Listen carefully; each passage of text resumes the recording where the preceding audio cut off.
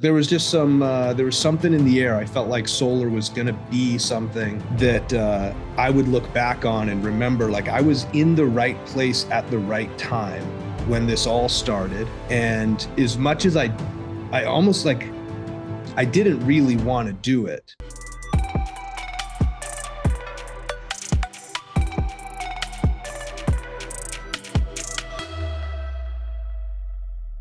What's up, everybody? This is Sam Taggart, your host with the D2D Podcast, and I have an OG on today, which is kind of fun. Started in the alarm space, much like the rest of us, worked his way into early solar days in Solar City, and now has built a massive solar company, the CEO of Boundless. Riley Traveler, welcome to the show, man. And what a pleasure. I've followed you guys in the sense of, you know, you're kind of a quiet sleeper up there in the Northeast, and they've done over 20,000 accounts just since COVID in 2020 and have donated over $1 million to the Give Power Foundation, done a lot of, you know, really cool charity work, but as one of the more core founding partners that does Freedom Forever. And these guys have just absolutely blown up. And anyway, just super grateful to have you on the show, man. Thanks for being on. Yeah, my pleasure. Good to be here, Sam. So let's go back to, it's funny, you ran me through your genealogy tree is what I call it, which I think would be a fun, I always thought, like, if we could make a door-to-door genealogy tree of like, this guy recruited this guy that then turned into this company. Who recruited you? I'm curious. Yeah, well, I got so I was recruited into the door-to-door space originally by my brother-in-law. So I'm going back to college. I went to Utah State University. I saw all these dudes and girls, but, you know, driving nice cars and having money. And, you know, Utah State University is probably not the place where, you know, the kids with a lot of money go. And so there's something in the water. So I started asking around, and sure enough, everybody's doing summer sales. And so this is everybody's heard this story. Everybody's probably lived it and been recruited and whatnot. So I'm kind of in that ecosystem, and there's a handful of different people. But my first manager ever, the first team I ever worked on was Brian Timms. And okay. Brian's my brother-in-law. He's my wife's sister's husband. And, you know, shout out to him. Also shout out to my wife's older sister, who was also a savage. She was a very good salesperson as well. And I didn't really know what I was getting into. I just knew that I could trust him, or at least I believed that I could trust him at the time. Turns out it was a good bet. But, you know, I start out just as a young rookie, and same as anybody, I go out and I suck for a little while till you kind of figure it out. But I struck gold unknowingly. So they, you know, this was Pinnacle. So this was, you know, back in the day, there was Vivint and there was Pinnacle. And prior to that, you had your Apex or APX or whatever. So Pinnacle's a pretty large company at the time, huge sales force nationally. And they did a March Madness bracket style competition, like the first big competition of the summer. And I knew that Brian was really good, but I didn't know how good he really was on a big scale. And from the time that competition started, I saw Brian go out and sell 5, 6, 7 deals a day. And he took that thing all the way to the finals. In fact, it was him and Taylor McCarthy duking it out at the very, very end. And they flew him into Texas. And I remember he came back from that, and I was like, oh, I'm going to watch a little more closely. Like, let me shadow you again. Like, let's see what's really going on. Because he didn't tell me how good he really was until he showed me. And so, you know, I got to pay homage to my original manager, my brother-in-law, who's a stud of a human being. And, so that was awesome. And then, you know, I got to tip my cap. Old James Allred recruited me into solar back right when I graduated from college. I didn't want to do it. And I don't know, I was going to go get a real job, you know? So I'd gotten accepted to go to graduate school, and I'm thinking I'm going to go to grad school and go get a real job and do all that. And I don't know, man, Solar City, Elon Musk, the Rive brothers. Like there was just there was something in the air. I felt like solar was going to be something that I would look back on and remember, like I was in the right place at the right time when this all started. And as much as I almost like, I didn't really want to do it. But in my heart of hearts, I just knew that if I didn't do that, if I didn't just, grit my teeth and go to work and go start, banging doors and leading, I'd probably look back one day and see solar panels on every single rooftop in the United States and just wonder what would have happened if I just had taken the jump. And so, James Allred, I remember he took me down to Tucson. I went down to Tucson. We're like Wyman then? Wasn't that Aaron Wyman down there? Yeah, Wyman was up in so Wyman ended up taking over. Shout out to Aaron Wayman because he was an absolute stud. Him and Gillespie were running the office. Yeah, Jared. So Jared and Aaron were running the team up in Phoenix. You had Curtis Taylor running the team up in Phoenix, and then you had James Allred and Jordan Taylor running the team in Tucson. And so that's what I walked into. It was right after, and I was not very savvy at the time. Okay. So this is right after Solar City had been giving everybody like free money basically to join. And so I was doing summer school. I had another semester left and I realized I could do summer school and be done and then just move on. So I was going to go do it. And then I'm like, well, hold off. Let me wait, 2 months. I'll do summer school and then I'll be done. And, I showed up and I think I showed up right after the money ran out. And so I joined on a new program. Like you got to go eat what you kill, so to speak. Yeah, I love that. Yeah. Let's go back. Like back in the day, I think it's important to reiterate because everybody in solar right now is kind of like, man, the interest rates, or it's just so hard today and this and that. Like, it's fun to talk to OGs because it's like, what did you get paid per kilowatt back then at Solar City? Yeah, it was less. We got $210 a kilowatt. But if it was a referral, Solar City would pay, they'd pay out a referral fee to the person that referred it, but we paid for that ourselves. So if it was a referral, it was $190 a kilowatt. If it was a self-gen, you got $210 a kilowatt. And I think this is super important. And the interest rates back then, did you have a 0.99?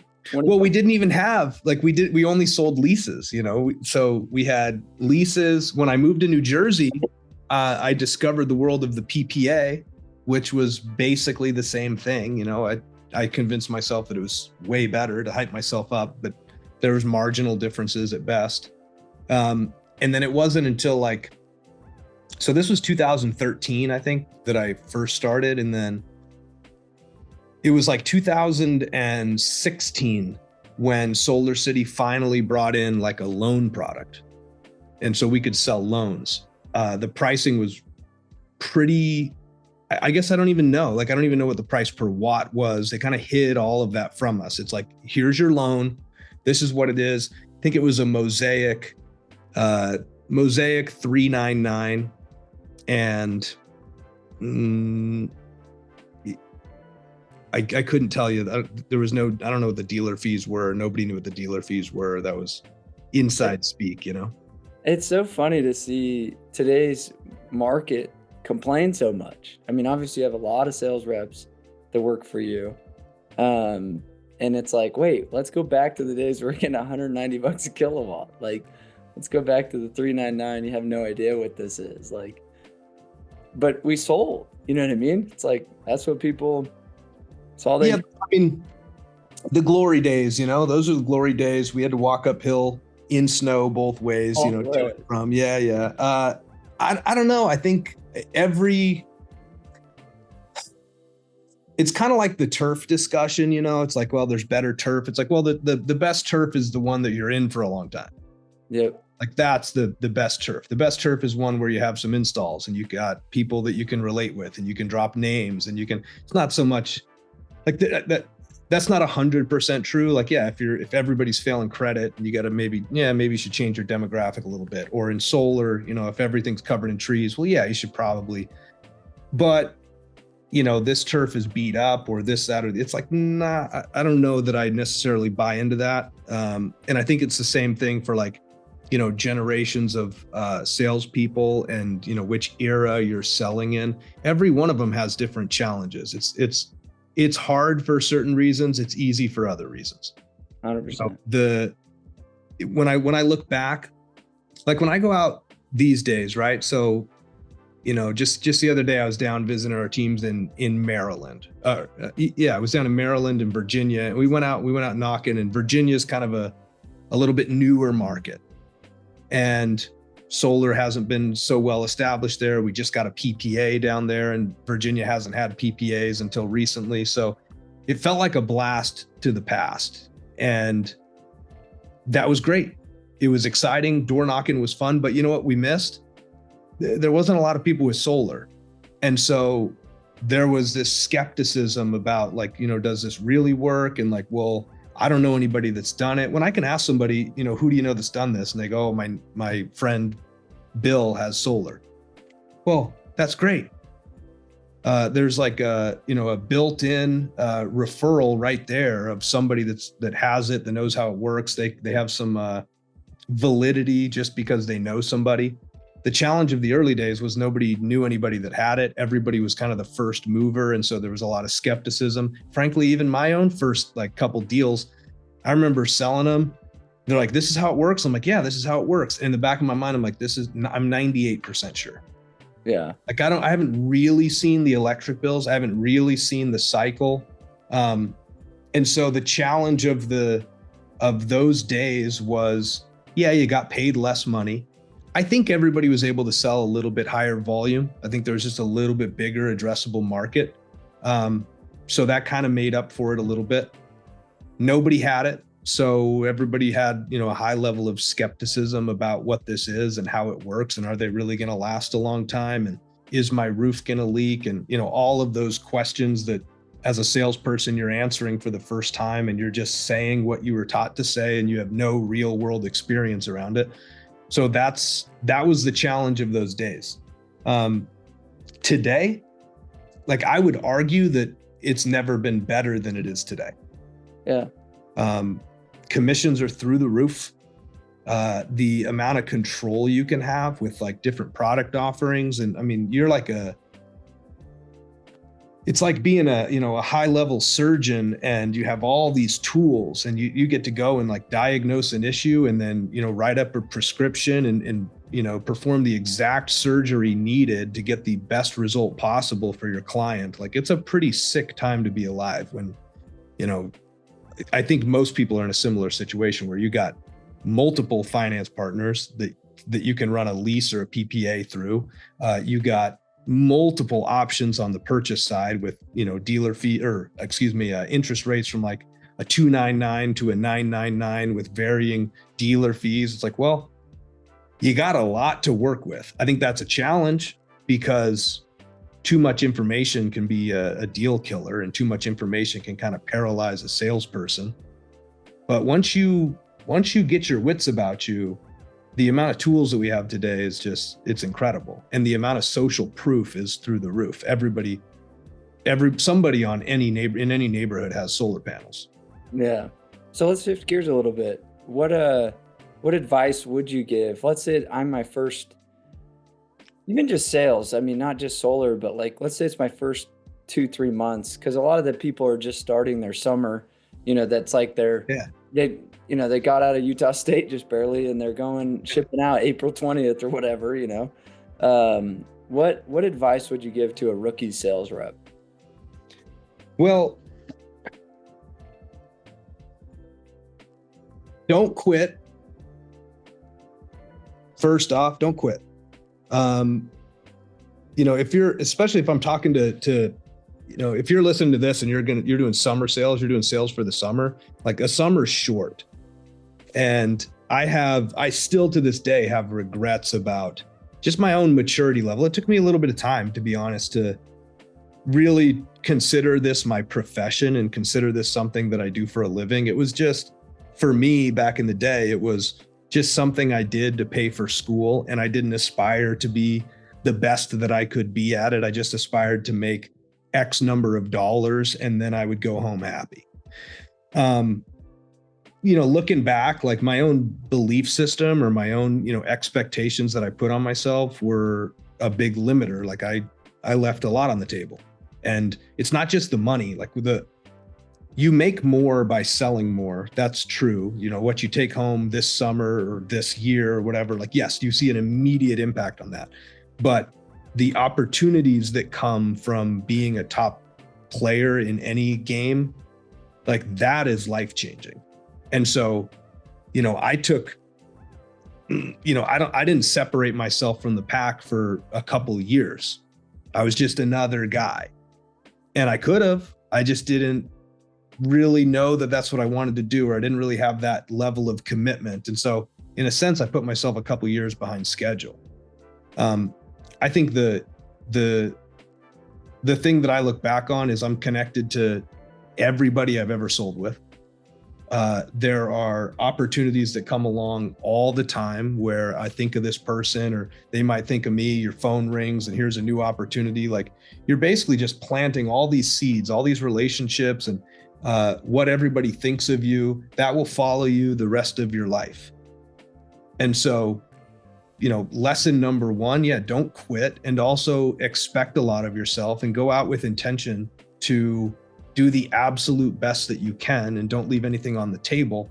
And then that will pay you this year, but it will pay you the rest of your life too. And I didn't understand that. I thought that it was a new summer every summer, but it's not a new summer. It's not a new year. It's the same lifetime. And it's just, this is the first inning of a long game. Love that. And it compounds. I think a lot of people underestimate the education you learn, the relationships you're building, the clout you're creating. It really grows and compounds on itself. Well, I think you and I can attest to that. Like what you're building, what I'm building, it's the relationships from the past that are the, almost currency of today. When you have great relationships and a mutual respect, well, somebody will pick up the phone when you call. Or like you want to go build an organization, well, you better have a deep network of people that because the ones tend to hit a whole lot more often than the ones you don't.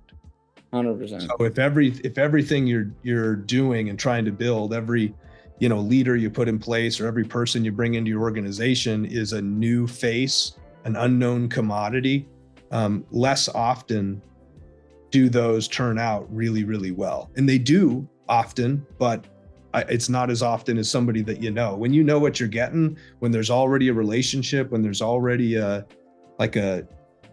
mutual care for each other. You want to talk about like growing a business. When you bring people in that care about you as a person, you get something totally different. You get a lot more grace with your own mistakes, but you also get, people's best foot forward, because there's a difference between just going to work because you want to make a paycheck and going to work because you want to do right by the people that are in business with you. 100%. 100%. So you start your own thing, 2020. What were some of the challenges that you maybe didn't expect that as being a CEO? You know what I mean? I think a lot of people, they're like, oh, I'm going to be a business owner. And speak to that for a second.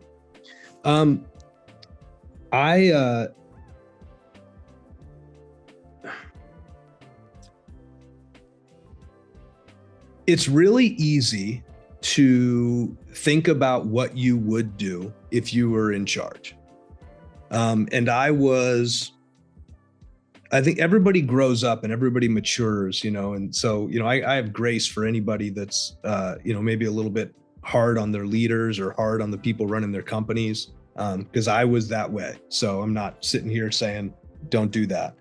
But I'll tell you what, like when all of a sudden, like you are the one responsible for everything, the bigger you get and the more scale that you have, you have leaders in place, like you actually can't you have less control, you have more influence, but you have a whole lot less control.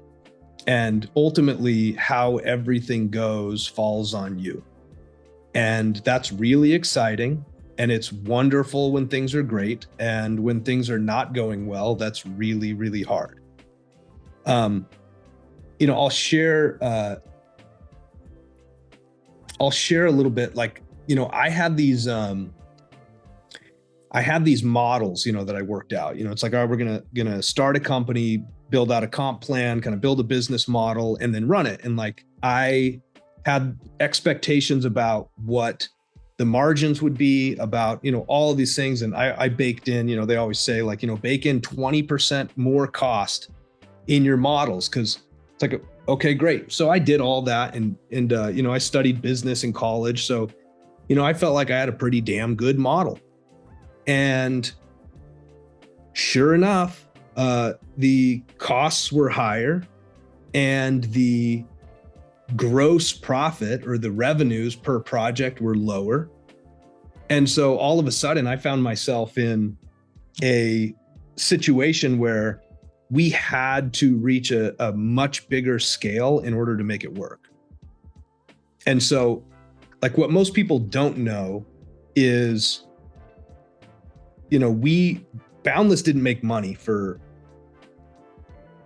almost 3 years. So my first Christmas as a new business owner, and I got some partners and things like that. We all share ownership in the business. And but one of the things that we did was, Brett called me up when I talked to Brett Bushy. So Brett's the CEO of Freedom, and Brett said, hey, we want to partner with you and have you guys help us open up on the East Coast. So I'm based out of Massachusetts. I said, great. He said, I'll give you a line of credit, and I'll loan you the money that you need, and like we'll work it all out. I'm like, great, no problem. And Brett's been an incredible business partner. The single most impactful person in my career up to this point. And some people love him and some people hate him. I'm on his team though, and he's like he's our Sammy Sosa in the 2000s. Like, he's a home run hitter, and I love having him on the team. I love being on his team. But Christmas number one comes around, and I'm buying Christmas gifts and whatever, and my wife's spending money and thinking, I'm telling her this is going to be great, this is going to be amazing. Christmas one rolls around, and we're in the negative. We're losing money on a monthly basis. Christmas two comes around, we're still losing money. Christmas three rolls around, we're still losing money. There was one point where I got a personal guarantee on all the debt that we got. I'm putting on a face every day that things are great and we're building something. And in the back of my mind, I also know that we are one bad situation away from everything that I had saved and earned and invested and whatever for 10 years being just gone. And the number, like, it was Christmas number three, I'm sitting there, we were losing like $200,000 a month. And I can get into these stories. I got some great advice here that I think would benefit everybody. We're losing 200 grand a month. We're chasing our tail. We're trying to outgrow our problems. We need to market more. So you spend money on marketing to grow, but if you're upside down on those deals, you can't grow out of that hole. So we're upside down on our marketing spend. We're growing in volume, but we're not growing in profits. And I'm staring, it was about $8 million that I owe, and we're still not making money. So, I think it's really hard. And like, you got to be willing to, if you want to be in charge and you want to build something, like, you take on incredible risk, and it's not something that is for everybody. I think there's incredible opportunities working inside of organizations and avoiding some of those headaches, and you can still make incredible money. But like, that was the hardest thing that I've ever done, I think, is just trying to keep my head on straight and trying to navigate those waters. And there's reasons for it. I could go back in time. I'd love to, if we want to get into that, I think that'd be a great thing to get into, because I think every organization deals with the same problem at a different scale. 100%. And what's funny is a rep is coming to you and saying, hey, my commission was off like $50. And, and it's like, duh, like you want to make sure it's done right. Yeah. So they're like, I'm losing $200,000 a month. You know what I mean? Like you can't say that to them. No, you don't tell nobody. There's a couple like close confidants you have in your life that you can talk to. But again, it's like, if you're the one on the hook, like you bear that burden solely, like nobody can lift it for you. Nobody can. And so that was a difficult thing. I remember Christmas number 4 since starting the business, and like we're making money and we're profitable and we've paid down debt and like life is pretty good. Christmas 4 was awesome. I became a whole new person the day we started turning profits and, really having a good thriving business. But, I had to pretend that was the case for a long time and bet on the fact that it would become a reality someday, but there's no guarantees. Yeah. Jeez. So what advice would you give a business owner that's maybe putting on his face? He's like, man, I hope, but no guarantee. Like, how does he get through that? Because I think a lot of people, they don't really make it that far. Yeah, there's really hard things you have to do when you're losing money. So I actually had the benefit of some things happening in the markets, like globally, that were really good lessons for me. So right around the time, like right before I made some big decisions that had serious implications that I felt like could have sunk us. It would either save us or sink us, essentially. Elon Musk bought Twitter. So Elon buys Twitter. He goes in, he chops 70-80% of the staff. And I would listen to him talk about it. I'd read about what was happening, but I would listen to what Elon was saying, and he made a lot of sense. He said, Twitter will go bankrupt. So we don't actually have a choice. We have to do this, and we can make it work. And sure enough, they changed the logo to X and whatever, but it works, and it works great. And all of a sudden, yeah, there was all these challenges, advertisers and whatever boycotting and different things going on, but they were able to cut staff and they were able to turn a profit. And so all of this is happening, and I'm reading about this, and I'm kind of watching what they're doing. And I listen to, my favorite podcast is the All In podcast. I don't know if you listen to that or not, but it's great. So here's what's going on in my world, right? When we started the company, Freedom was doing, so Freedom Forever, that's our installation partner. We've been partnered with them since day one. They've been great partners. I wouldn't be where I am today without them. And so I really appreciate them and the work they do. There's tons of great people over there that do great work. They're not perfect, but they've been very good partners. When we first started, this is COVID, this is June 2020. So June 2020, we start the company. Freedom has this marketing engine that is just, we'd wake up in the morning and we'd have 100 appointments, pre-booked, pre-scheduled. We'd show up. They were incredible.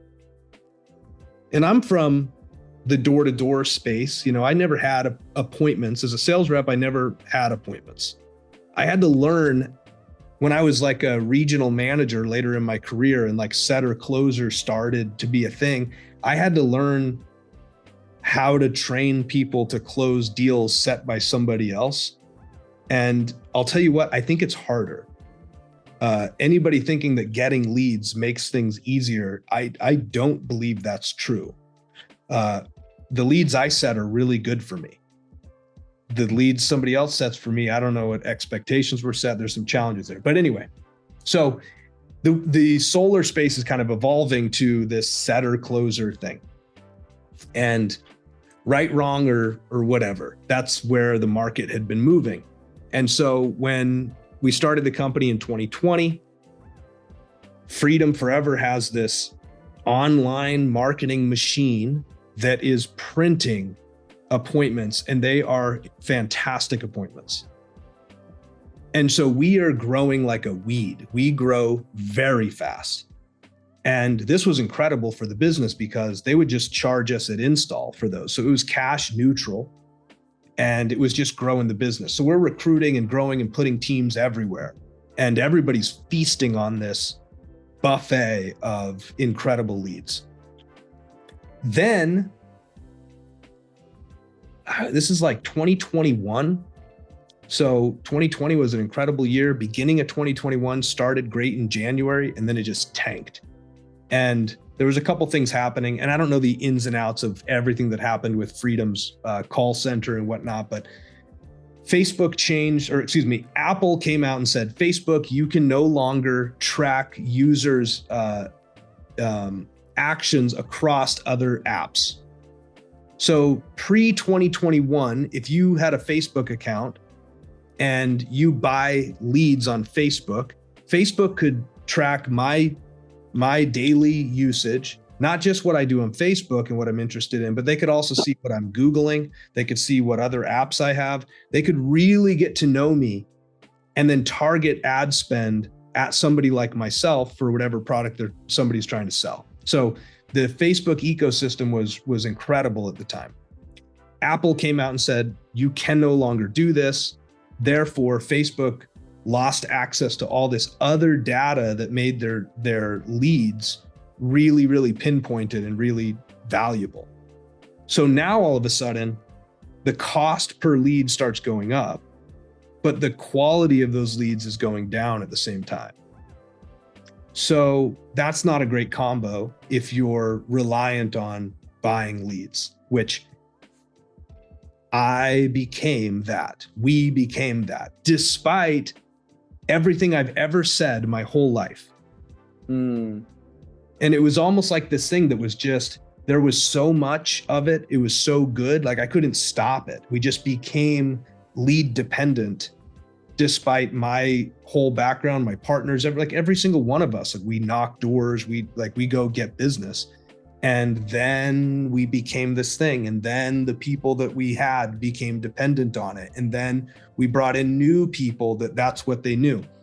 2021, going right back to where I was, that all changes. All of a sudden, the volume of leads is not the same, and the quality of them is not nearly as good. And so sales start going down. Well, that starts happening, now people are not making as much money. Their, volume's not where it used to be. So I'm looking at this and I'm like, well, again, despite what I know and what I know now, my thought process at the time was, when we had a lot of leads, we were winning. And so we're going to do that again. So we open up a call center. We assign somebody to start doing ads and start buying leads. We're cold calling. We're getting warm transfers. We're doing everything. We're spending a lot of money. Again, I can borrow money to grow the business. So it worked once, I can make it work again. At the same time, we then launched our door-to-door setter program, because really we just had a team of salespeople. Yeah, you need to build a canvassing team. So now we're building a setter team. And why are we doing this? Well, we're building it because we got all these salespeople that want leads. And if I don't got leads, they're going to leave us and go somewhere else. So I'm playing scared, and I'm basically just trying to spend money to solve this problem. Well, we spent money to try and solve that problem for 2 full years. It was 24 calendar months of that thing never one time making money. Wow. And I remember New Year's Day 2023. New Year's Day was a Sunday. And so Monday, the 2nd, was a national holiday. So I called my partners. I said, hey, let's meet on the 2nd because I got some stuff. And I'd been thinking all Christmas break, I've told you guys I'm sweating. I got $8 million and counting. I don't know how we're going to get out of this hole, but really I did. I knew what the problem was. The problem was we abandoned our identity. We stopped being an organization that went out and created business. It's in our, like, we have a manifesto that says, like, we are creators of our own destiny. That's part of it. Have you gotten your team my book yet? Eat What You Kill? Yeah, I was literally flipping through it with Mark Featherstone just a minute ago. Yeah, I was like, you need to make every one of your people read that. That's the manifesto. So, yeah, let's get a couple hundred copies on order here. Yeah, I'll send you a link. No, we'll yeah, that's one of the great things about these connections is we should talk and we should do something together. Our organization would benefit. You got great content in there. Like I said, I flipped through it and there's gold. So anyway, I call a meeting with everybody with my 5 partners, and we come in and I say, guys, we're going to shut it down. We're going to shut down the call center. We're going to have to lay people off. Like, that sucks. Especially, I'd been spending a lot of time down the call centers down in New Jersey. I'd been going down there and making calls at the people. Like, I love people and I love being around them. We got a great team, and like, we couldn't do it anymore. So that was one of the hardest things I've had to do as well, is like, 1, make this decision, then 2, turn around and execute on it. And we try to do things in a graceful way, and give them a good, healthy severance so they have a runway to find their next project. And that was expensive, but I'm glad that we did it. I sleep much better at night knowing that we took care of people in that transition. And then we were also paying setters for either appointments or demos. And I just came out and said, guys, the problem that we have is our most valuable setters are the ones that create fewer appointments, but more deals that get to install. They make less money than the person that floods calendars with a bunch of junk. Literally, I just had this meeting this morning with my team. Yeah. So it's so interesting that you said that. So I think all the problems there's some universal things here. So what we did that day was, we shut down the call center. We stopped buying any leads. We stopped paying. We changed the setter program, and we said, we're going to pay you on signed deals. I'll either pay you on signed deals, or we'll give you half of the install commission. And you could split the M1 with the salesperson. So those are your 2 options. Sales reps, you're getting half the commission that you would on a self-gen, whether we pay the setters $1,000 a deal, or whether they get half the commission on the install. And the setters, you can choose. And so overnight, we cut all this cost, and I'm sitting here thinking, we're going to lose the whole setter program. And then January 2023 was our most productive month in company history for deals from our setter program. Bro, I did the same thing. It's so funny. I had 100 reps. I had 60 setters, 40 closers. And I remember I had like an inaugural address. Like, I was like, if you can't figure out how to close in 2 weeks, or you can't figure out how to knock your own effing doors in 2 weeks, you probably won't have a spot here at our company. I was just like, F this. This is when I was at Solcius. And we lost like half our guys, but our numbers stayed the exact same. And I was like, oh my gosh, we got rid of like all the fluff, because there were people just gaming the system to just figure out how I got paid. And I'm like, I just want guys to go out and produce. Like, we just need revenue. So what an interesting lesson. Like, was there like a internal cultural mutiny, a sense that you had to kind of weather with that? Or was it kind of like they all got it and they're like, okay, that makes sense? I think there was some pockets of it, but fortunately, like, the most productive people, like the ones that really had the respect of everybody else, stuck around and like went and made it work. And so everybody else followed. Like, I'm sure that there's, like, if I would have had a couple of these key people, like, your top setters, or like top DMs of setter teams, things like that. Like, if they would have turned the other way or gone the other way, I'm sure it would have been challenging. But fortunately, and thanks to them for just saying we're down and then going to work and figuring it out. We were really fortunate that that's how it went down. And that's just a testament to them. And I don't think they, probably note to self to go say thanks to a couple people that come to mind. But like, that was yeah, we were fortunate there. So did we have a little bit? Yeah, a little bit, but not nearly what I was afraid of. What I was afraid of was a full-on collapse. And then, but also at the same time, like that was a better path forward than just, running towards a fiscal cliff, so to speak, and falling off of it, And I think there's nothing wrong with doing what's best for the company, because in turn, look where you're at now. You know what I mean? Yeah, it's been awesome. The other thing that we did too was, they would set appointments, and then we, try and confirm appointments, and we're always just trying to like really make them real juicy for the sales reps. And we also came out when we did that, and we said, we're not scheduling anything. Like, you give your leads to who you want to give them to.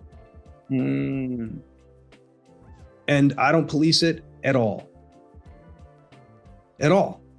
The best setters know who the best sales reps are.